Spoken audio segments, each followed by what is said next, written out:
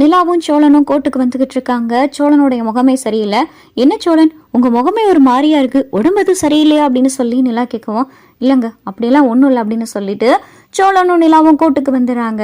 அப்போ வக்கீல் கேட்குறாங்க, இங்கே பாருமா, கடைசியாக ஒரு தடவை உங்ககிட்ட கேட்குறேன், நல்லா யோசிச்சு முடிவெடுத்துக்குங்க. இப்போ கூட ஒன்றும் கெட்டு போகலை, உங்களுக்கு கல்யாணம் ஆகி 6 மாதம் தான் ஆகுது. நல்லா யோசிச்சுட்டு இப்போ நீங்கள் விவாகரத்து வாங்கினேன்னு வைங்களேன், அதுக்கப்புறம் இதை நினச்சி நீங்கள் வருத்தப்படக்கூடாது. ஒரு வக்கீலா எனக்கு சொல்ல வேண்டிய கடமை, அதனால சொல்லிட்டேன், நல்லா யோசிச்சுக்கம்மா அப்படின்னு சொல்லி வக்கீல் சொல்லவும், இல்லை மேடம் என்னுடைய முடிவில் எந்த மாற்றமும் இல்லை. என்ன சோழன், உங்களுக்கும் எந்த மாற்றமும் இல்லை அப்படின்னு சொல்லி நிலா கேட்கவும், இங்கே சோழனும் பார்த்தா மண்டே ஆட்டிறாரு. நிலாவையும் சோழனையும் இங்கே கோர்ட்டுக்குள்ளே கூப்பிட்றாங்க. அப்போ நீதிபதி நிலா கிட்ட கேட்குறாங்க, உனக்கு என்னதாம்மா பிரச்சனை? என்னம்மா கல்யாணம் ஆகி 6 மாதம் தான் ஆயிருக்கு அப்படின்னு சொல்லி ஃபைலில் இருக்குது. பத்தாவதுக்கு போலீஸ் ஸ்டேஷனில் தான் கல்யாணம் பண்ணியிருக்கீங்க. போலீஸ் ஸ்டேஷனில் கல்யாணம் பண்ணியிருக்கீங்கன்னா கண்டிப்பாக காதல் கல்யாணமாக தான் இருக்கும். வீட்டை எதிர்த்து வேற கல்யாணம் பண்ணியிருக்கீங்க. 6 மாதம் தான் ஆகுது கல்யாணம் ஆகி. என்னம்மா அந்த பையன் வீட்டில் உன்னை எதுவும் குடும்பப்படுத்துகிறாங்களா? சரியான காரணம் இல்லாமல் விவாகரத்து சட்டம்லாம் கொடுக்க முடியாதுமா அப்படின்னு சொல்லி நீதிபதி சொல்லவும், நிலா பார்த்தா திருன்னு முழிச்சிட்டு, அதெல்லாம் ஒன்றும் இல்லை மேடம், அவங்க வீட்டில் என்னைய குடும்பம்லாம் படுத்தலை, எனக்கு விவாகரத்து வேணும் அவ்வளவுதான். நான் இவரை பிடிச்சோ இல்லை என் அம்மா அப்பா ஏற்பாடு பண்ணியோ நாங்கள் 2 பேரும் காதலிச்சோ கல்யாணம் பண்ணிக்கல. இது ஒரு சூழ்நிலைனால கடந்த கல்யாணம். எனக்கு இவரை கல்யாணம் பண்ணிக்கிறேன்னு ஒரு கட்டாய சூழ்நிலை, அதனாலதான் அந்த கட்டாயத்தினாலதான் இவரும் என்னை கல்யாணம் பண்ணிக்கிட்டாரு. மற்றபடி நாங்கள் 2 பேரும் விருப்பப்பட்டு கல்யாணம் பண்ணிக்கல மேடம். அவருக்குன்னு ஒரு லைஃப் இருக்கு, அதே மாதிரி எனக்குன்னு ஒரு லைஃப் இருக்கு. நாங்கள் 2 பேரும் அவங்கவுங்க லைஃப்பை பார்த்துட்டு அவங்கவுங்க பக்கமா ஒரு பக்கமா பிரிஞ்சு போலான்னு சொல்லி முடிவெடுத்திருக்கோம். அதனால விவாகரத்து வேணும் மேடம் அப்படின்னு சொல்லி நிலா கேட்டதும் இங்கே ஜட்ஜும் பார்த்தா சோழனை பார்க்குறாங்க. சோழன் முகமே வாடி போயிருக்கு. என்ன சோழன், நீங்க எதுவும் பேசாம அமைதியா இருக்கீங்க, உங்களுடைய தரப்பு நியாயத்தையும் சொல்லுங்க அப்படின்னு சொல்லி நீதிபதி கேட்கவும், அது மேடம் அது அப்படின்னு சொல்லிட்டு சோழன் பார்த்தா நிலாவையே பார்க்கவும், என்ன சோழன் இனிவே பாக்குறீங்க அப்படின்னு சொல்லி நிலா பார்த்தா கண்ணை கட்டவும், அப்பதான் பார்த்தா வக்கீலு, சோழன் உங்க மனசுல என்ன இருக்கோ தயங்காம சொல்லுங்க அப்படின்னு சொல்லி இங்க வக்கீல் பார்த்தா சோழனுடைய முகத்தை பார்த்தே கண்டுபிடிச்சிடறாங்க. விவாகரத்து கொடுக்க சோழனுக்கு சுத்தமா விருப்பம் இல்லை, நிலாவுடைய கட்டாயத்தினாலதான் சோழன் இங்க வந்திருக்காரு அப்படின்னு சொல்லி வக்கீலுக்கு நல்லாவே தெரியுது. இங்க பாருங்க சோழன், இது உங்களுக்கு கிடைச்சிருக்கிற ஒரு நல்ல வாய்ப்பு.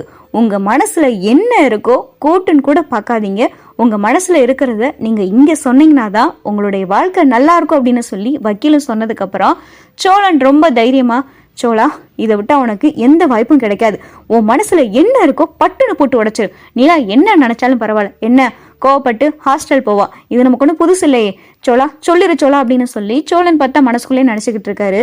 அப்பதான் ஜட்ஜ் கேட்குறாங்க, என்ன சோழன் உங்க தரப்பு நியாயம் ஏதாவது இருந்தா சொல்லுங்க, இல்ல உங்களுக்கும் விவாகரத்து கொடுக்க விருப்பம்னா சொல்லிருங்க, இப்பயே விவாகரத்து கொடுத்துடலாம் அப்படின்னு சொல்லி ஜட்ஜ் சொன்னதும், இல்ல மேடம் இல்ல அப்படின்னு சொல்லி சோழன் சொன்னதும் இங்க நிலா பார்த்தா டக்குன்னு திரும்பி பாக்குறாங்க. என்ன நில இல்லைன்றாரு அப்படின்னு சொல்லிட்டு நிலா பார்க்கவும், நிலா என்னை மன்னிச்சிருங்க மேடம், என் மனசில் இருக்கிறத நான் இப்போ சொல்லிடுறேன். இவங்களை ஒரு கட்டாயத்தினால தான் நான் கல்யாணம் பண்ணிக்கிட்டேன். இவங்களை நான் கல்யாணம் பண்ண போகிறேன்னு கல்யாணம் அன்னைக்கு காலையில் கூட எனக்கு தெரியாது. இவங்கள ஒரு சூழ்நிலையின் காரணமாக இவங்கள ஒரு விஷயத்துலேருந்து தப்பிக்க வைக்கிறதுக்காக நான் கல்யாணம் பண்ணிக்கிட்டேன். அவங்களும் அப்படி தான் நினச்சிக்கிட்டு இருக்காங்க.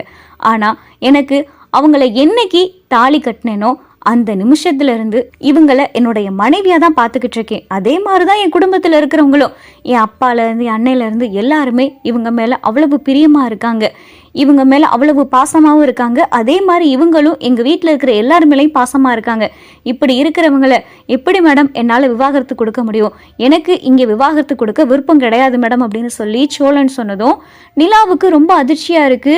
என்ன இவர் என்னென்னமோ பேசிக்கிட்டு இருக்காரு அப்படின்னு சொல்லி நிலா பார்க்கவும், என்ன நிலா உங்களுக்கு ரொம்ப ஷாக்கா இருக்குமே, ஆனா இதுதான் நிலா உண்மை. என் மனசுல இருக்கிறத சொல்லவும் முடியாம சொல்லாம இருக்கவும் முடியாம நேத்து கூட உங்களை நான் பீச்சு கூட்டிட்டு போனது இதை சொல்றதுக்காகத்தாங்க. அங்கே ஒரு பிரச்சனை நடந்து நீங்க அதெல்லாம் பார்த்து நீங்க ஒரு விளக்கம் சொல்லி நான் அதுக்கப்புறம் அப்படியே அமைதியாயிட்டேன். எனக்கு இங்கேதான் ஒரு வாய்ப்பு கிடைச்சிருக்கு, என் மனசுல இருக்கிறத சொல்லிடுறேன் நிலா, நான் உங்களை விரும்புறேன், உங்களை உசுருக்கு உசுரா நான் காதலிக்கிறேன், ஐ லவ் யூ நிலா அப்படின்னு சொல்லி சோழன் சொன்னதும் நிலா பார்த்தா அப்படி சோழனே பார்த்துக்கிட்டு இருக்காங்க.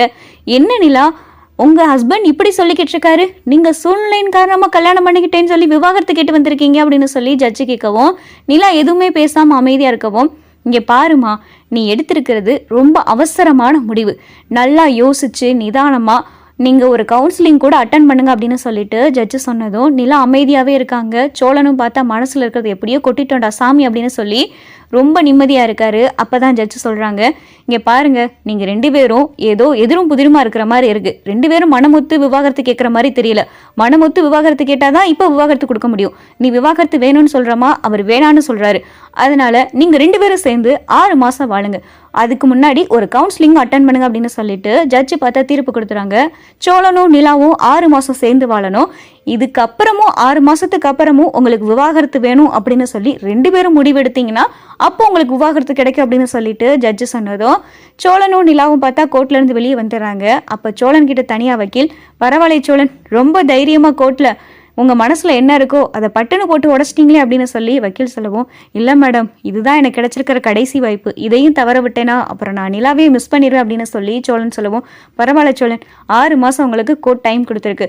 6 மாதத்துக்குள்ளே நிலாவுடைய மனசை மாற்ற பாருங்க. நிலாவே உங்களை பிரியக்கூடாது, நீங்களே விவாகரத்து கேட்டாலும் நிலா அதுக்கு கொடுக்கக்கூடாது அப்படின்ற அளவுக்கு நிலாவுடைய மனசை மாற்ற பாருங்க அப்படின்னு சொல்லி இங்கே வக்கீல் சொன்னதும், ரொம்ப நன்றி மேடம் அப்படின்னு சொல்லிட்டு சோழனும் வராரு. நிலா பார்த்தா சோழனை முறைச்சு பார்க்குறாங்க. என்னங்க என்னை முறைச்சு பார்க்குறீங்க? எனக்குன்னு சில உரிமையெல்லாம் கிடையாதாங்க, என் மனசில் என்ன பட்டதோ அதை தானே நான் சொன்னேன் அப்படின்னு சொல்லி சோழன் சொல்லவும், நல்லா சொன்னீங்க போங்க, என்ன இப்போ கிடைக்க வேண்டிய விவாகரத்து 6 மாதத்துக்கு அப்புறம் கிடைக்க போகுது, எனக்கு என்ன அப்படின்னு சொல்லிட்டு நிலா பார்த்தா ரொம்ப கேஷுவலாக சொல்லவும், என்னங்க இவ்வளவு அசால்ட்டாக சொல்கிறீங்க? என் பக்கம் இருக்கிறத கொஞ்சம் கூட பார்க்கவே மாட்டீங்களா? அவ்வளோ தூரம் சொல்லியிருக்கேன் கோர்ட்டில், என்கிட்ட ஒரு வார்த்தையாவது என்ன சோழன் என் மேலே இப்படி ஒரு அபிப்பிராயம் வச்சிருக்கீங்களான்னு கூட கேட்க மாட்டேங்கிறீங்க அப்படின்னு சொல்லி சோழன் சொல்லவும், இங்கே பாருங்க, உங்களுக்கு என்னைய பிடிச்சிருக்கு, ஆனால் அதே மாதிரி நீங்கள் என்னை எதிர்பார்க்க கூடாதுல, நான் உங்களை அப்படி எந்த கண்ணோட்டத்திலையும் பார்க்கல சோழன் அப்படின்னு சொல்லிட்டு நிலா சொன்னவும் கிழிஞ்சது போச்சு.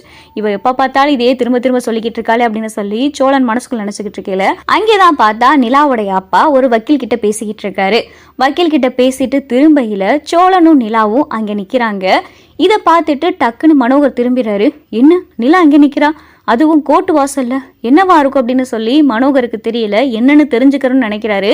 அப்ப மனோகருடைய வக்கீல் கிட்ட கேட்குறாரு, சார், அந்த பொண்ணும் பையனும் எதுக்கு அங்கே நிற்கிறாங்க, உங்களுக்கு எதுவும் தெரியுமா அப்படின்னு சொல்லி மனோகர் கேட்கவும், தெரியலையே சார், எதுவும் உங்களுக்கு தெரிஞ்சவங்களா அப்படின்னு சொல்லிட்டு அந்த வக்கீல் கேட்கவும், ஆமாம் சார் தெரிஞ்சவங்க, எதுவும் விசாரிச்சு சொல்ல முடியுமா அப்படின்னு சொல்லி மனோகர் கேட்கவும், ஒரு நிமிஷம் சார், நான் விசாரிச்சு சொல்கிறேன் அப்படின்னு சொல்லி மனோகருடைய வக்கீல் பார்த்தா இன்னொரு வக்கீல் கிட்ட போய் கேட்கவும், அந்த வக்கீல் அப்போ தான் சொல்கிறாரு, அந்த பொண்ணும் பையனும் விவாகரத்து கேட்டு கோர்ட்டுக்கு வந்திருக்காங்க அப்படின்னு சொல்லிட்டு அந்த வக்கீல் சொன்னதும் இங்கே மனோகருடைய வக்கீல் வந்து சொல்கிறாரு, சார், அந்த பொண்ணும் பையனும் விவாகரத்து கேட்டு வந்திருக்காங்களா, விவாகரத்து அப்ளை பண்ணியிருக்காங்க போல, அந்த கேஸ் விஷயமா இன்னைக்கு கோர்ட்டுக்கு வந்திருக்காங்க அப்படின்னு சொல்லி வக்கீல் சொன்னதும் மனோகருக்கு பார்த்தா ஒரு பயங்கரமான அதிர்ச்சி.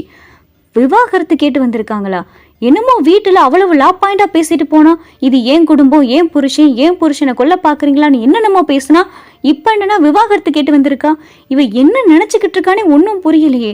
மனோகரா, இங்க என்னமோ ஒரு நடந்துகிட்டு இருக்கு, அது என்னன்னு முதல்ல நீ தெரிஞ்சுக்கிறணும். இது விவாகரத்து வாங்க வந்திருக்கானா, இதுவே நமக்கு போதுமே, இவளை மொத்தமா நம்ம வீட்டுக்கே கூட்டிட்டு போயிடலாமே அப்படின்னு சொல்லிட்டு மனோகர் நிலாவை எப்படி வீட்டுக்கு கூட்டிட்டு போலான்னு சொல்லி யோசிச்சுக்கிட்டு இருக்காரு. இந்த வீடியோ உங்களுக்கு பிடிச்சிருந்தா லைக் பண்ணுங்க, ஷேர் பண்ணுங்க, மறக்காம நம்ம சேனலை சப்ஸ்கிரைப் பண்ணுங்க.